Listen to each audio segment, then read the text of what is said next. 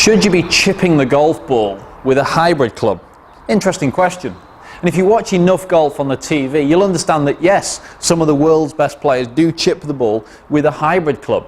But if we investigate why, we realise that it's a fairly sensible answer, and it's a shot that maybe a few more golfers should be taking on. There's this school of thought that says that whenever you're near the green, you should always use a wedge, a lofted club, you should hit it high and backspin it. But it simply doesn't stack up. The odds are that occasionally when you make your bad swing, hitting the lob wedge or the sand wedge would knife the ball through the green, it would roll way too far. So if we could work on the principle that when it's safe to do so, keep the ball down and keep the ball rolling is safer when you're chipping and pitching. So a hybrid club is a great useful tool to hit the ball low and roll it onto the green.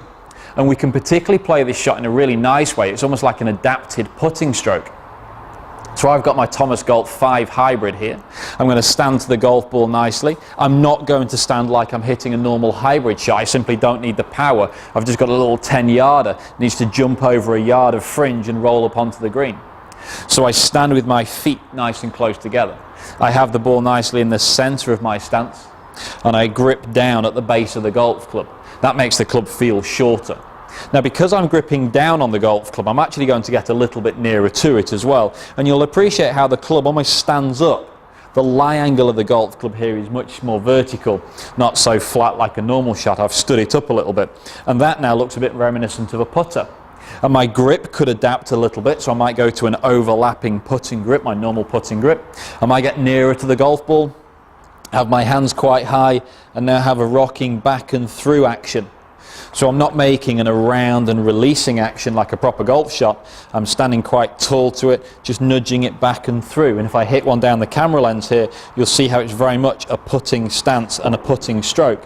And I just get the ball just jumping forwards and running out.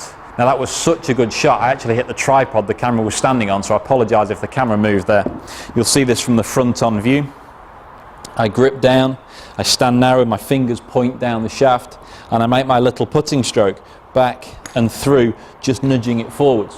Now it takes a little bit of practice on the practice green to understand how that ball rolls and reacts. You can't really do that on the driving range, because when you land the ball on the longer grass, you don't really see how it reacts. So try and find some space on the side of a chipping green or a putting green, and just think about carrying the ball with a putting stroke, with a hybrid club, 1 yard over the fringe, and then releasing down onto the green.